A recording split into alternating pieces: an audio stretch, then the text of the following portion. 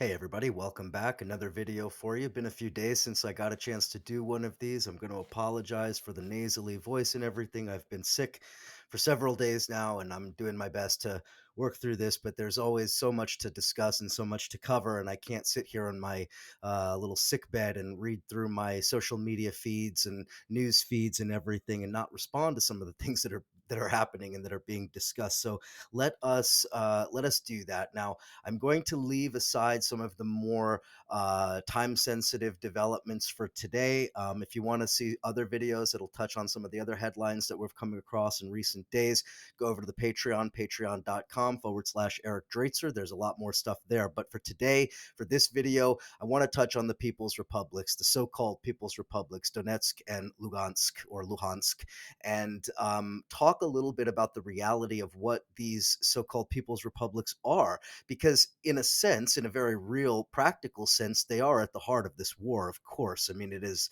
the pretext that upon which Russia launched the invasion. It is the humanitarian cover that Putin uses. It is in a very sense an absolutely real conflict in Donbas that needs to be understood. But what is the nature of that conflict? How did it emerge? And then also crucial, what exactly are the so-called People's Republics of Donetsk and Lugansk? How do they work? How do they operate? Who created them? Why? Let's talk about that now. As I mentioned, of course, and as I've always mentioned in all of these videos, please don't come to me if you want to score your points on one side's talking points or the other. I'm not interested in that. I want to understand what is happening without falling prey to U.S. propaganda or Kremlin propaganda. So let's talk about reality, shall we? The primary pretext for the war remains and has always really been Donetsk and Lugansk. They talk about denazification, the Azov battalion, all of these other things. But ultimately, what actually rang somewhat true for Russian people was the idea that Russia would conduct its special operation to protect Russians, particularly in Donbas. Okay, so the very nature of the war is predicated on the idea that Donbas is essentially a victim of the Ukrainian state, the idea of a genocide against Russian speakers. This is also one of the primary talking points used by the Kremlin. The fact of the matter being also that Donbass presents a very important foil to sort of bring into relief the caricature of the Ukrainian ultranationalists, the far right, the Nazis, etc. Donbass has been and continues to be a very much a source of conflict between the sort of fascist elements inside Ukraine and the vast majority of people in Ukraine who don't see the world in that way, who don't see Russians in that way. So there is sort of a political dynamic to understanding Donbass as it relates to the rest of Ukraine and also actually as it relates to Russia. And I'm going to touch on that and what I mean and making that more clear here in a second. So there are two competing narratives, right? And depending on what perspective you took, if you took a pro Kiev perspective or if you took a pro Moscow perspective, you would see it vastly differently. And on the one hand, Donbass is a drain on the economy. It is a bunch of lazy and entitled people from the Soviet era who don't actually have any desire to help to build an independent Ukraine. This was the sort of right wing nationalist viewpoint, the anti Russian viewpoint leading up to and through the Euromaidan uprising, and really the time that came after that. That Donbass was this sort of backward region of the country that actually was a drain on the rest of Ukraine. Now, if you took the exact opposite perspective and were more aligned with the Kremlin and with a pro Russian outlook, then you really saw Donbass as feeding Ukraine. That is to say, Donbass as the driver of economic production in Ukraine through its coal industry, steel industry, etc. Right? That its industrial production is what actually drove the Ukrainian economy, and this actually has its roots in the Soviet period. You could go back. I don't have time to bring out all the historical references. You could take that back to Stalin and the post-Stalin period that saw Donbass as this sort of breadbasket is not the right word, but the cradle of economic activity for Ukraine. Neither one of these is actually true. Both are in most ways false, despite having elements of truth in them.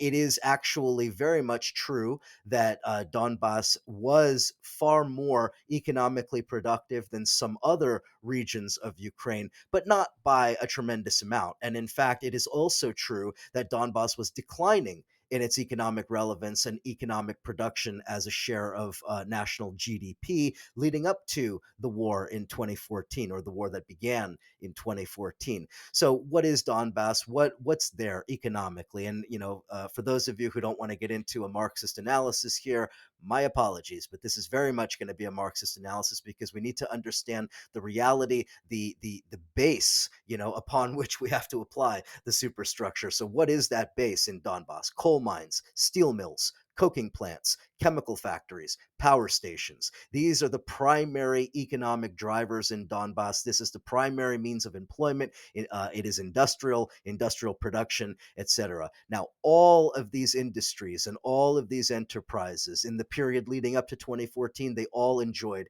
state subsidies. There were major price controls. There were big time, sort of what you might call generous state orders at generous rates.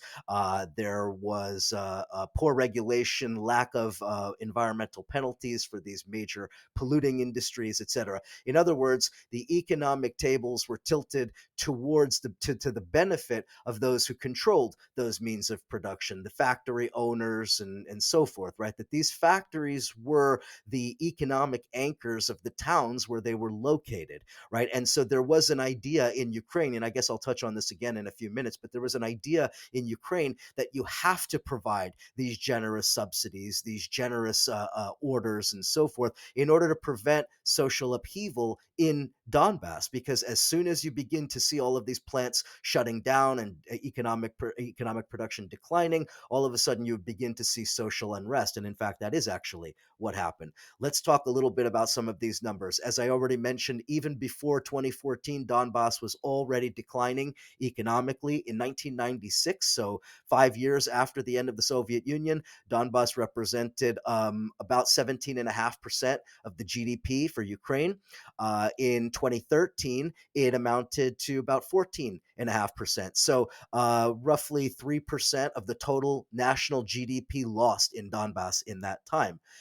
In 2013, Donbas salaries and wages were among some of the highest in the country. They had some of the highest levels of disposable income. In fact, I believe they had the second highest level of disposable income, exceeded only by Kyiv, the national capital. By the way, I failed to mention it, so I absolutely will. A lot of my numbers and a lot of what I'm talking about comes from a couple of excellent sources. The first, this was published by Natalia Savelyeva I think it was in a number of different places, but I came across this in Rosa Luxemburg Stiftung. And there's also an excellent article, and I will link to both of these as well to help everyone find them. There's also an excellent academic paper that I was looking at, published by, let's see, February 2020, Vlad Mukinenko, Causes and Consequences of the War in Eastern Ukraine, an Economic Geography Perspective. Again, I will link to both of those, but I just want to make that very clear because I always want to attribute to the people who do a lot of the legwork and the research here. So in any event, so salaries in general in Donbass were particularly high, and especially in Donetsk as it relates to the rest of the country. Lugansk has always kind of sort of lagged behind for various reasons that we don't have time to go into, but they had high levels of disposable income. Donbass's income was actually 6% higher than the national average, and if you exclude Lugansk from that, specifically Donetsk's average income was 12% higher than the national average. So again, it's not a huge number, but it does reflect the relative prosperity of the people in Donbass as it relates to the rest of the country prior to the war that begins in 2014. So now let's talk a little bit about what has happened since then. More or less the 2014 to 2018 time period. So in that time period, you have roughly a loss of roughly 60% of the GDP in Donbass. In other words, I mean the majority of the economic activity is gone People have lost roughly 50 to 60% of their average monthly wage. Imagine you making $3,000 a month, and a couple of years later you're making $1,500 a month. How do you live? How do you survive? How do you feed your family? I mean, these are the kinds of questions that have been at the center of all of the conflict that we've seen in the so called people's republics in this entire time. This has basically, as I mentioned, the loss of those wages has led to a total collapse in demand, in domestic demand in the Donbas, and it has brought the economy to a grinding halt. Obviously, I mean, that probably doesn't need additional explanation why that would be. So in 2017, so now I want to make this clear though, because there's a dynamic, dare I say, a dialectical one, that it's not just that the so-called people's republics had been sort of monopolized and controlled by Russia. That is true, and I'm going to explain how that works in a minute.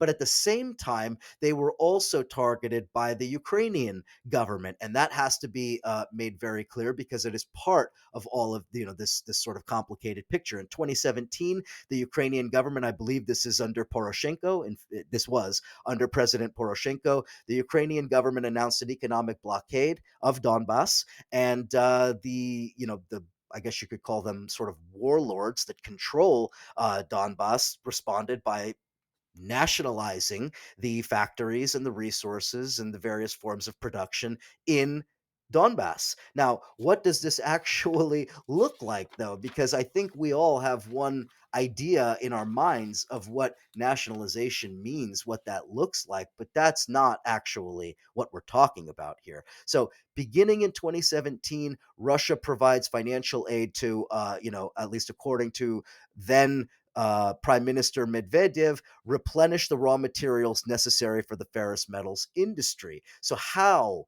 did they do this? How did Russia replenish those industries? Well, they established a company. This company is called ZAO Vneshtorgservice. This is based in South Ossetia. Interestingly, another breakaway republic from Georgia that has more or less been in a frozen conflict and kind of sort of and recognized by Russia, but not internationally recognized. Anyway, it's sort of like Donbass exists in the quasi legal gray area, and it is in South. And by the way, they're also providing a lot of the troops that are being killed in Ukraine. So essentially, what this means is that South Ossetia was established as a conduit for Russian money. Okay, so let me just try to explain the dynamic here. Money from Donbass goes to South Ossetia. From South Ossetia, it is sent to Russia. In return, raw materials come from Russia to South Ossetia, transferred from South Ossetia into Donbass. In other words, this is a way that the Russians established to get around the sanctions to be able to continue to essentially feed money into and raw materials into Donbass and to prop up these fledgling so-called people's republics. And I keep saying so-called people's republics because there's nothing people's republic about them. They're controlled by Kremlin loyalists who are basically gangsters, and we're going to talk about how that works here in a minute. So that's the basic dynamic. Now, Vneshtorg Service has been plagued by problems, including the fact that it was supposed to fill the void, and then COVID came along, and COVID, in addition to all of these other problems, led to a 27% decline in exports from Donbass in 2020. So even now, this sort of alternative system that they had established was declining and faltering and collapsing. So what did this create? It created, and this is the key here, rapid and severe deindustrialization. It was not just deindustrialization, it was a rapid sort of death blow to industry in Donbass. In 2020, roughly 15 to 20% of production from the pre war levels. In other words, roughly 80 to 85% of production is gone as of 2020. So, in other words, it basically doesn't produce anymore. Now, what happened? Factories were destroyed, factories were robbed, the complex machine tools were sold for scrap, and actually, a lot of them were just stolen and sent to Russia. In fact, we have numerous documented instances of this happening, and I mean, take it for what you will. This is a sort of a smash and grab kind of maneuver by the Russians, at least as of 2020. And then additionally, Russian retailers moved into Donbas and destroyed the what had been the previously existing Ukrainian-based retail company. I think it was called Amstore, but I don't remember exactly. In any event, again, another opportunity to extract wealth from Donbass for the purposes of sending that wealth into Russia. Gee, I feel like there's a word we have for when a large country with a vast and powerful military does this sort of economic exploitation of resources and wealth from a smaller neighboring country. What is the word for that? I'm sure it'll come to me. It's colonialism. Folks, this is Russia's treating Ukraine like a colony, just like Lenin said they were 100 years ago. And don't allow these Kremlin propagandists to convince you otherwise. Let's talk through some more numbers, shall we? Pre-war, so pre 2014, coal mines were heavily subsidized to prevent social unrest. This is critical. In Donbass, mining is the heart, it is the lifeblood of economic activity, which, of course, in turn is the bedrock of the social fabric. To destroy a factory, to close a mine, is to essentially doom an entire town to economic destruction. And the Ukrainian government understood this. This is part of the reason why the Ukrainian government handed out these huge subsidies and these huge contracts. Of course, there were also reasons of corruption and backroom deals and all kinds of other things that were going on. But this is the reality that social unrest was understood years ago, that this is what would occur when economic collapse came to Donbass. And in fact, in 2015, so after the war began, this region continued to produce. Why? Because the factories were still operating on their pre war contracts. In other words, contracts signed in 2012, 2013, and 2014, they continued to be in effect into 2015. But then, but then, that's when the disaster really struck, because after those contracts were expired, it would then have been the place for the so-called governments of the Donetsk and Lugansk republics to then step in and fill the gap and provide their own subsidies from their own state budgets, etc. But that never happened.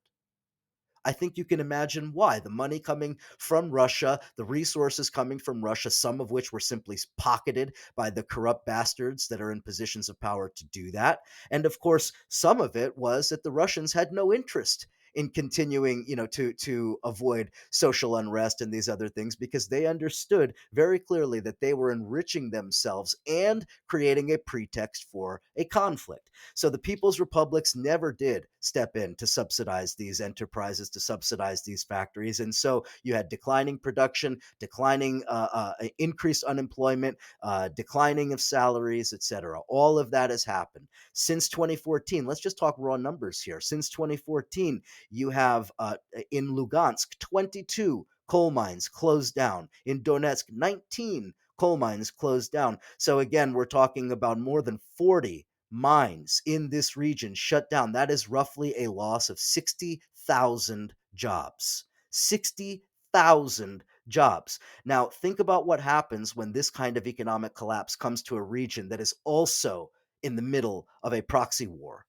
I think you can see how complicated the picture is becoming in Donbass. Again, you'll never hear this from the propagandists who put the little DPR and LPR flags on their profiles, or, the people who think that, everything is exclusively the fault of Putin, and nothing happened prior to 2022 or even prior to 2014. No, there is an entire history to this that led up to this phase of the conflict that needs to be understood. Okay, I am running out of time. Geez.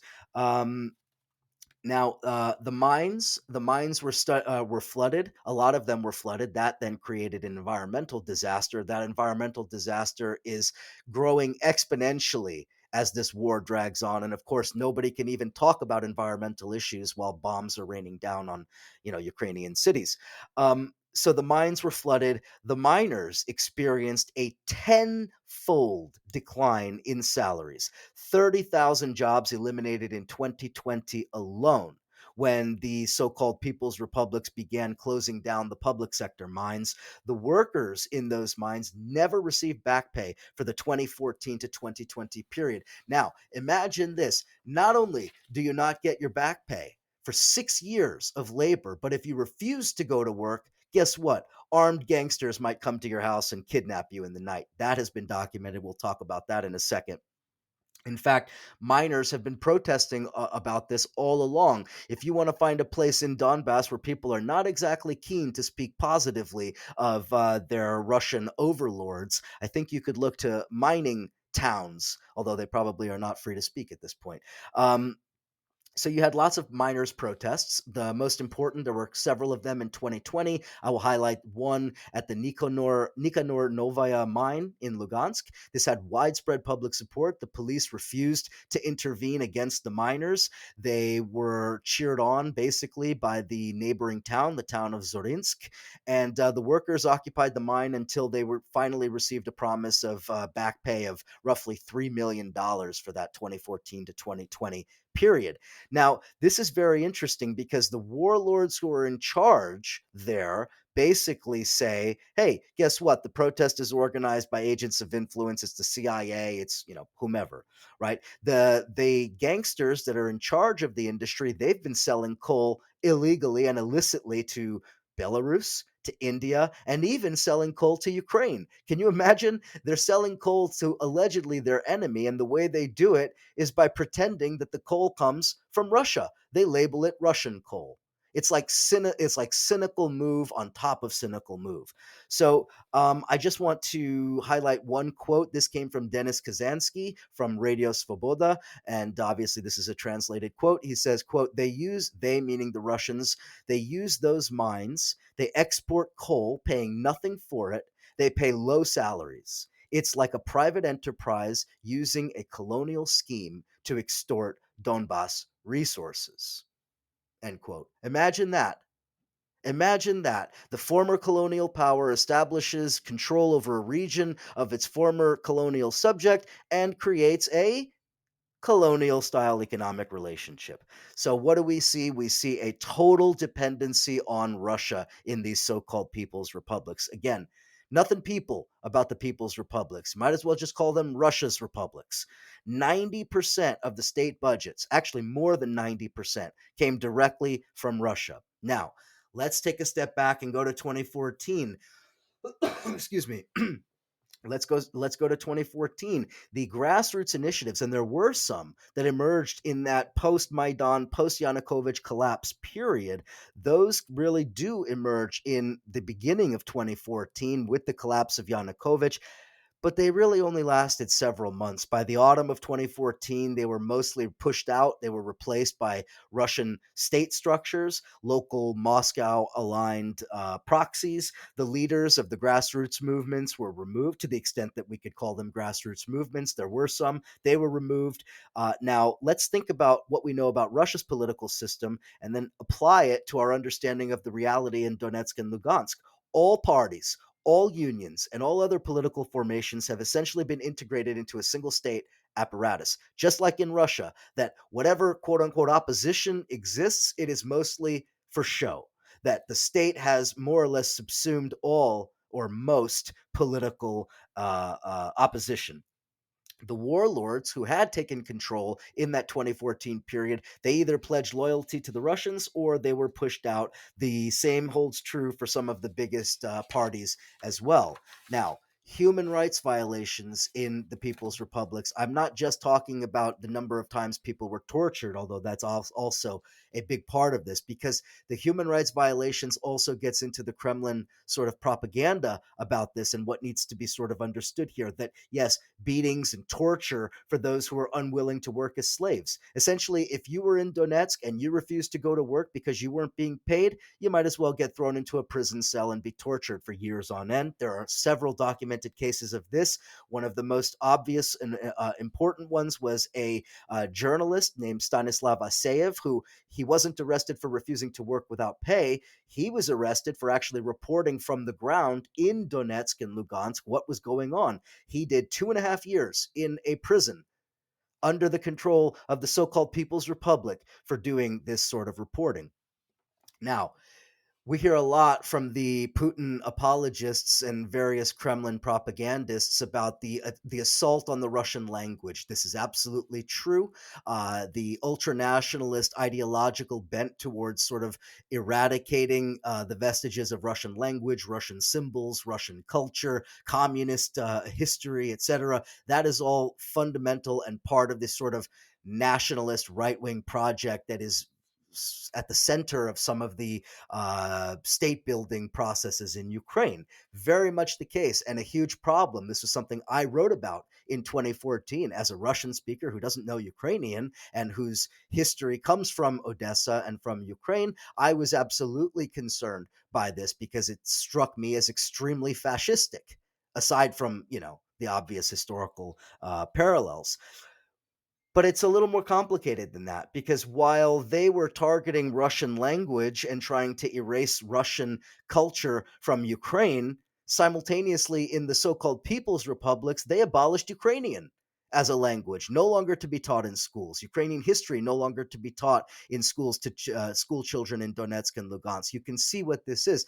This is a sort of fraudulent form of state building, right? To erase the very history of the country from which these children come, right? In other words, you're born in Ukraine, but then by the time you get to school, there's no mention of Ukraine. There's no Ukrainian language, there's no Ukrainian history. So you, 8-year old who was born in 2014, for all intents and purposes, are not Ukrainian. Ukraine is no more in your world, right? So there is a sort of attack going both ways on the history and the culture. And this is, of course, something that the Kremlin will never, and their propagandists will never tell you, right? That this is actually part and parcel of this broader social conflict. So, in other words, young people in Ukraine who are Ukrainians, born on Ukrainian soil, they don't see themselves as Ukrainians anymore. And in fact, their teachers are forbidden from teaching them that they are Ukrainian. The parties and the politics are all controlled by Russia. All leadership is basically uncontested. The so called leader of the Donetsk Republic is Denis Pushilin, and in Lugansk, it's Leonid Pasechnik. Both of them essentially won uncontested elections. Neither of them are actually democratically elected. The party lists in Donetsk and Lugansk are based on what amounts to loyalty lists. And by the way, listen to these leftists, alleged leftists, who are constantly talking about Ukrainian Nazis and the attack on political speech and how the Ukrainians have outlawed political parties and this and that. I guess they kind of sort of forgot to mention that the Communist Party was not allowed by the DPR and the LPR to take part in elections. I kind of think they might have forgotten that the communists themselves are politically repressed by the Russians and their puppets in Donetsk and Lugansk. So, in fact, the Communist Party on both the Ukrainian and the so called People's Republic side is a target for political discrimination and human rights violations. But no, no, no, no, no, no, no. Of course, you pick which side you support, and then you only focus on the crimes of the other side because that's the convenient way to do it.